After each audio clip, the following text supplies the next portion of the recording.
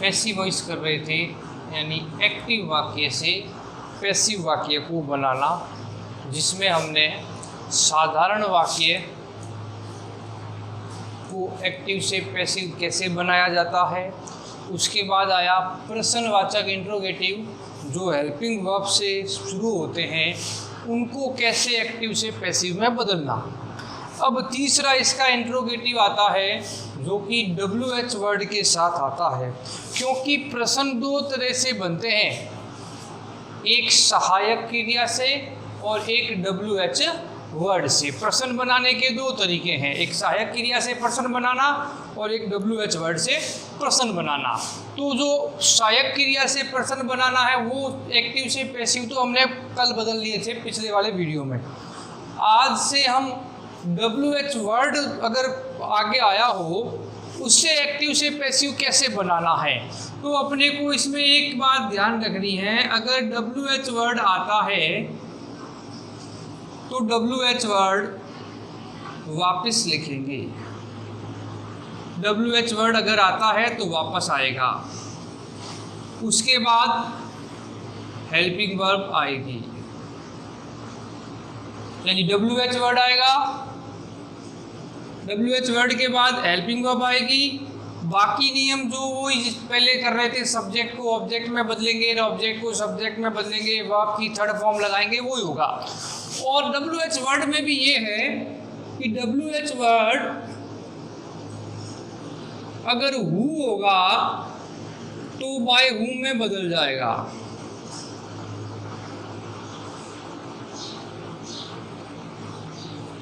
और अगर हुम होगा तो वो किस में बदल जाएगा, हु में बदल जाएगा। यानी WH वर्ड में दो ही मीनिंग ऐसे हैं जो बदलने हैं। शेष WH वर्ड वापिस आएंगे। व्हाट है, वर है, व्हेन है, हाउ है, हाउ मेनी है, हाउ मच है, इनका कुछ नहीं करना है, केवल दो ही ध्यान रखना है। एक हु आए तो बाय हु में बदल जाएगा, और हुम आएगा तो वो किस में बदल जाएगा, हु में। एक दूसरे का उल्टा रखना है। और बाकी WH जो भी आए उसको वापस क्या कर देना है, उतार देना है, और नियम वही लागू करना है जो पहले कर रहे थे। देखते हैं पहला नंबर सेंटेंस, आपको समझ में आ जाएगा आराम से। देखो कैसे, When will you return my book? प्रश्नवाचक लगा हुआ है और आगे WH, ये है WH वर्ड, ये WH वर्ड आ गया। ये है आपकी will, ये है you, यहाँ सब्जेक्ट है, ये है क्रिया, ये वर्ब हो गई, ये सब्जेक्ट हो गया, ये माई बुक क्या हो गया, ऑब्जेक्ट हो गया, ये हेल्पिंग वर्ब में आ गया, और ये आ गया WH वर्ड। चीज़ें वही है, कल तक हम यहाँ तक प्रश्नवाचक कर रहे थे विल से, आज इसमें WH वर्ड आगे जोड़ दिया। तो अपने को कुछ नहीं करना है, जो WH वर्ड आया है उसको वापस नीचे उतार दो। वैन का वैन आ गया, सबसे पहले इसको उतार लिया नीचे। उसके बाद सब्जेक्ट यू था, यू के साथ क्या लगा हुआ है, विल। अपना अब ऑब्जेक्ट माई बुक है जो सब्जेक्ट बन जाएगा, इसके साथ भी क्या आएगा, विल ही आएगा, तो विल का विल आ गया। फिर कह रहा हूँ यू को देखकर विल था, लेकिन अब माई बुक है उसके साथ भी विल आता है, इसलिए विल आया है, नहीं तो कुछ और आता। व्हेन विल ऑब्जेक्ट था, सब्जेक्ट में बदल गया, माई बुक। विल सेल आता हो तो विल सेल वाला नियम याद रखना पड़ेगा। विल सेल आता है तो हमने कहा था विल सेल के साथ क्या जोड़ दो, BEB जोड़ दो। तो वो जो है सब्जेक्ट, प्रश्नवाचक में सब्जेक्ट के बाद लगता है, ये लग गया बी। अब रिटर्न की थर्ड फॉर्म लगा दो, क्या होती है, रिटर्न। बाय लगाकर यू लिख देंगे, प्रश्नवाचक चिन्ह लगा देंगे। देखो ये यहाँ लिखा है, ये यहाँ लिखा है, WH वर्ड आगे आया है। प्रश्नवाचक में नियम जो है सब्जेक्ट के बाद आएगा, ये ध्यान रखना है। तो आंसर एक्टिव से पैसिव बनाते समय बन गया when will my book be return by you.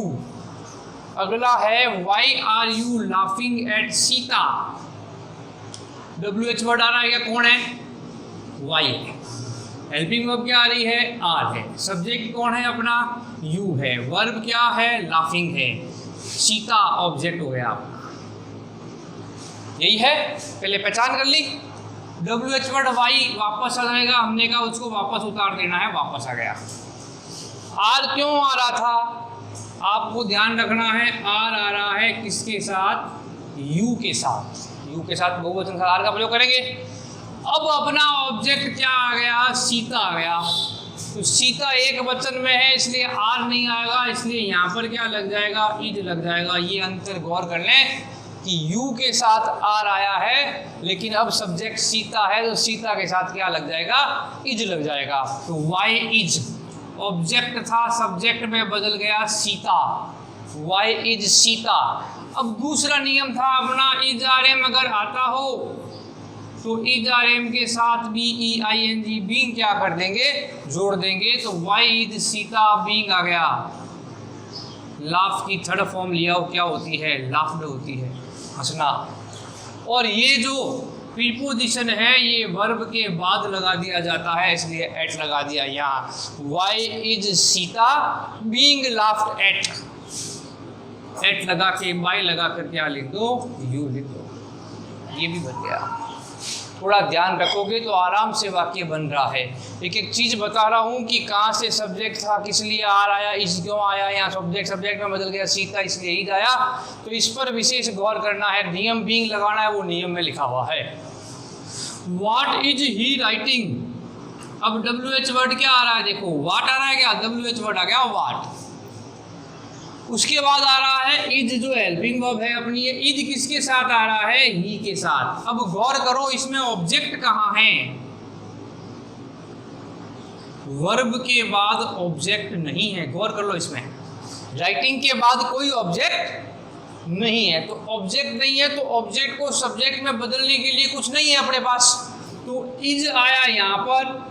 अगर यहाँ कुछ लिखा होता, मैं मान लो राइटिंग लेटर, तो यहाँ लग जाता लेटर, लेकिन यहाँ लिखने के लिए नहीं है, इसलिए इज आर एम के साथ लगाना क्या है, वो सीधा ही लगा दो बीइंग। यहाँ गौर करो, इज सीता बीइंग आया है, यहाँ पर इज के साथ सीधा ही क्या आ गया, बीइंग आ गया। क्यों आ गया, कारण इसमें ऑब्जेक्ट नहीं है, तो फिर सब्जेक्ट में बदलने के लिए कुछ नहीं है, इसलिए यहाँ खाली सीधा ही BEING बीइंग आ गया। राइट की थर्ड फॉर्म ले आओ, क्या होती है, रिटन बाय ही, किस में बदल जाएगा, हिम में। What is being written by him. आगे बात समझ में ये कि यहाँ इज के साथ बीइंग सीधा ही क्यों आया, क्योंकि ऑब्जेक्ट नहीं था, ऑब्जेक्ट नहीं है तो सीधा ही आपको चेंज करके थर्ड फॉर्म लगानी है। अगला देखो, हु ब्रोक दिस कप, इसमें एक अलग चीज आ गई, हु।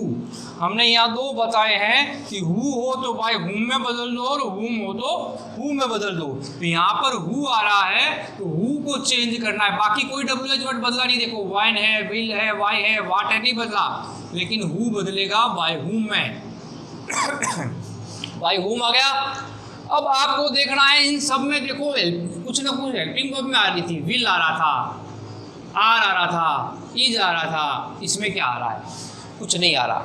जब कोई भी हेल्पिंग वर्ब नहीं होगी तो दो चीज़ें ध्यान रखनी है, या तो वर्ब की फर्स्ट फॉर्म है या वर्ब की कौन सी फॉर्म है, सेकंड फॉर्म है। चेक कर लो क्या है, ब्रोक, ब्रेक होती है फर्स्ट, ब्रोक हो गई सेकंड फॉर्म। सेकंड फॉर्म हो तो दूसरा नियम कहता है वाज वर्ब का प्रयोग करेंगे, तो बाय हुम वाज आ गया। ऑब्जेक्ट क्या है अपना, दिस कप, सब्जेक्ट बन गया, by whom was this cup. Broke की थर्ड फॉर्म लाओ, क्या होती है, ब्रोकन।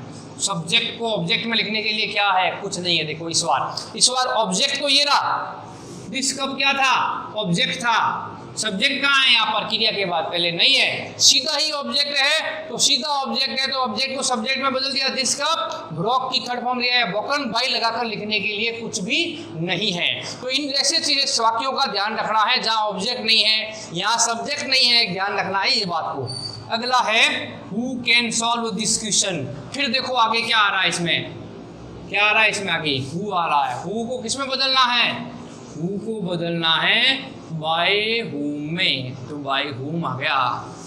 अब इसमें जैसे इसमें कुछ नहीं, सेकंड फॉर्म देखी, क्या इसमें भी सेकंड फॉर्म देखनी है, नहीं देखनी है। पहले आपको यही देखना होता है अपने को दिया हुआ क्या है, हेल्पिंग वर्ब कोई आई है या नहीं आई है, मॉडल कैन कुड आया कि नहीं आया, मॉडल आया, देखो तो मॉडल आया तो वापस आ जाएगा by whom can. Object, object ये रहा, डिस्कशन। ऑब्जेक्ट बदल गया किसमें? सब्जेक्ट में। By whom can this question, subject में बदल दिया दिस क्वेश्चन। वर्ब क्या है? सॉल्व, मतलब हल करना। सॉल्व की थर्ड फॉर्म लाओ क्या होती है? सॉल्व्ड होती है। तो मॉडल कैन आया तो कैन के साथ एक चीज जोड़नी थी अपने को। मॉडल के साथ क्या लगाते हैं? बी लगाते हैं, तो यहाँ बी लग गया। अब वर्ब की थर्ड फॉर्म ले आओ, सॉल्व्ड। और ऑब्जेक्ट, सब्जेक्ट को ऑब्जेक्ट में लिखने के लिए बाय लगाकर लिखने के लिए कुछ भी नहीं है। देख लो, ये ऑब्जेक्ट है, ये क्रिया है, ये मॉडल है, ये WH वर्ड है। तो इसका मतलब इसमें सब्जेक्ट को बाय लगाकर ऑब्जेक्ट में बदलने के लिए कुछ भी नहीं है। इनका विशेष ध्यान रखना है। देखो आगे चलते हैं। अब आया whom is she helping, whom आ गया। हमने कहा whom आए तो who में बदल देंगे। सबसे पहले क्या लगा देंगे? who लग गया। whom को who में बदल देंगे, who को बाय whom में बदल देंगे। who आ गया। हेल्पिंग वर्ब कौन आ रही है? इज आ रही है, तो इज लिख दी। ऑब्जेक्ट क्या है? ऑब्जेक्ट क्या है? वर्ब है हेल्प। हेल्प के बाद आएगा ऑब्जेक्ट। ऑब्जेक्ट नहीं है। नहीं है तो हमने कहा सीधा नियम लगा दो, इज आर एम आता हो तो इज आर एम के साथ क्या जोड़ देंगे? बीइंग जोड़ देंगे। हेल्प की थर्ड फॉर्म लाओ क्या होती है? हेल्प्ड होती है। और बाय लगाकर सी किस में बदल देंगे? हर में बदल देंगे, तो बाय हर आ गया। इसमें देखो सब्जेक्ट तो था जो ऑब्जेक्ट में बदल गया, लेकिन ऑब्जेक्ट को सब्जेक्ट में बदलने के लिए नहीं है, इसलिए ये दोनों देखो साथ में आ गया। नहीं तो पर्सनवाचक में इज के बाद सब्जेक्ट आता, फिर आती बीइंग। ध्यान रखने की बात ये है। अगला है who will sing a song. Who आ गया, हमने पहले बता दिया। हु को किस में बदलना है? हु को बदलना है बाय हुम में। हेल्पिंग वर्ब आ रही है, कौन आ रही है? विल आ रही है, विल लिख दिया। ऑब्जेक्ट क्या है? A song. सेल और विल के साथ किसका प्रयोग करना है? बी का। जैसे यहाँ इज आर एम के साथ बीइंग लगाया, विल सेल के साथ क्या लगाते हैं? मॉडल बी लगाते हैं। सिंग की थर्ड फॉर्म लाओ क्या होती है? संग होती है।